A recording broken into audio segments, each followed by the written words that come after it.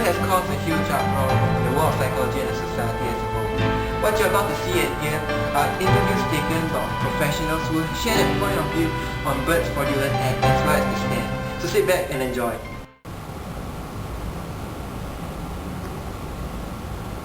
Time I heard of Mr. Bird was through Dr. Bernard Wolff. I remember Dr. Bernard commenting on birds' ignorance of the most basic concept of stats, specifically the basic rule governing the permissible manipulation of stats data. However, I never did realize the magnitude of his atrocity till I read Professor Leo Kamin's publication Science and Politics of IQ. In it, Kamin said that frequent arithmetic inconsistencies and mutually contradictory descriptions cast doubts upon the entire body of Bird's later work. My first attempt to investigate the works of Bird was to locate Mrs. Howard and Miss Conway, who claimed to be the co-authors of Bird's work on the twin studies. But according to Kamin, the officials of the British Psychological Society were non-existing, fictitious pen names. My effort in trying to locate these two ladies include the contacting of 18 personnel who have known Bird closely since the 1920s. Now you may ask, how can this huge cover-up be made possible? In my opinion, a bias in value judgment.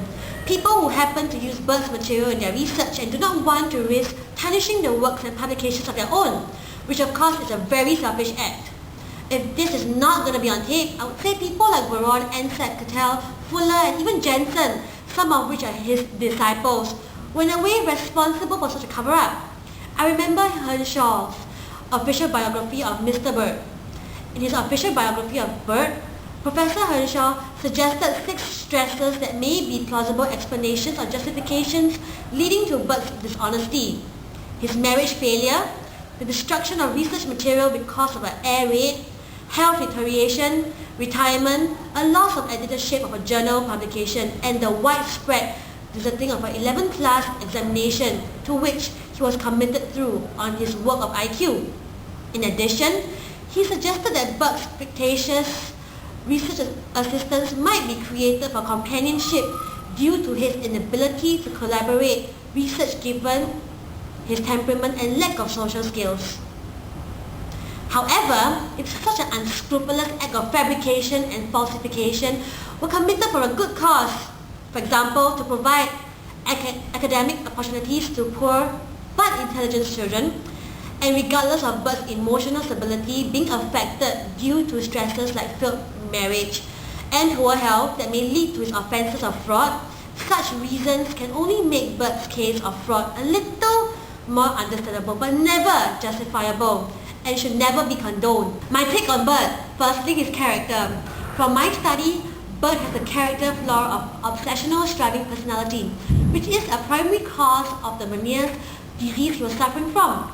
The disease manifested itself most acutely when he is most stressed, which is given expectedly. He should be since as he was actively forging data. His currency was no cash, but ego inflation, which probably accounted for his continued fraudulence for fear of being discovered that he had an illness. My advice, one sentence: don't simply accept evidence on authority. Hi, we're the Clarks, and this is my beautiful wife, Anne. We were PhD students of Bird's working in Isaac's department at the Psych Institute of Psychiatry, when we had found out that Bird had published articles in our names that appeared to slant against Isaac, and in a way that we disagreed, we were unsurprisingly shocked and outraged.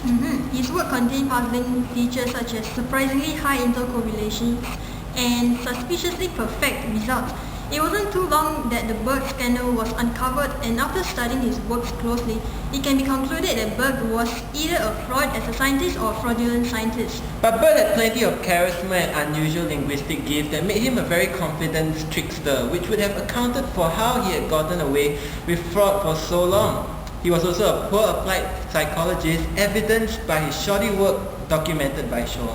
There are also indications that the vital records Bird claimed was destroyed in the London air raid were not totally destroyed in 1941, as in 1943 Bird relied upon materials available to him on separated twins.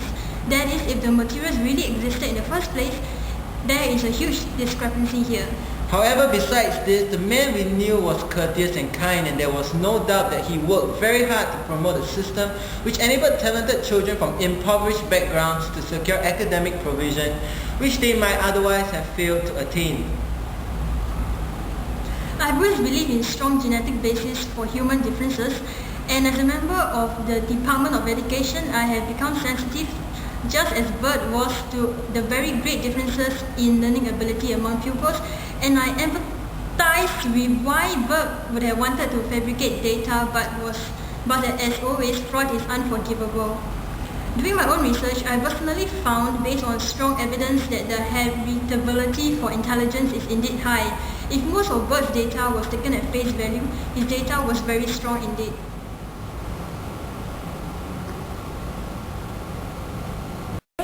Fraudulent ads boils down essentially to two issues. Firstly, the heritability of the intelligence test score, and secondly, the unitary and pervasive nature of intelligence as a variable. However, Bert's false data closely resemble the then current informed views and are in accord with the most recent research, therefore leaving no reason to suspect them of being less than factual.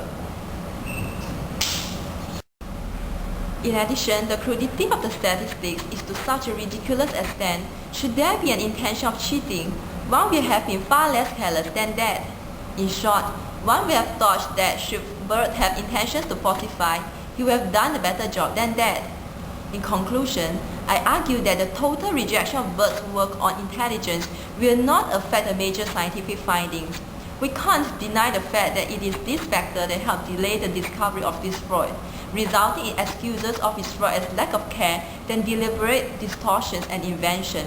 In my opinion, I do hope that this over-sensationalized furor will die down and Bert be allowed to take his rightful place as a major psychometrist, and that his human failings having been forgiven if not forgotten.